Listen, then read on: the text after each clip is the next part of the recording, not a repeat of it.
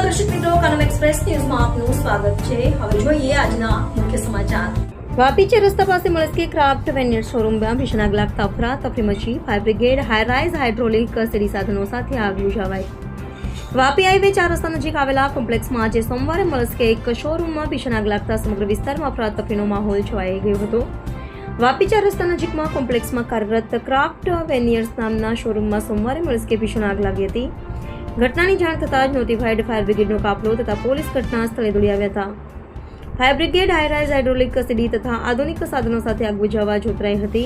ભોયતળીએ હરિહર વ્યંજન નામની જાણીતી નાસ્તાની દુકાન કાર્યરત છે। આગની ભીષણતા એટલી વ્યાપક હતી કે આગના ધુમાડાના ગોટા વાતાવરણમાં છવાઈ ગયા હતા। ઘટનાની જાણ વાયુવેગે શહેરમાં પ્રસરી જતા આજુબાજુના દુકાનદારો પણ ઘટના સ્થળે દોડી આવ્યા હતા। દરેકનો જીવ પડીકે બંધાઈ ચૂક્યો હતો।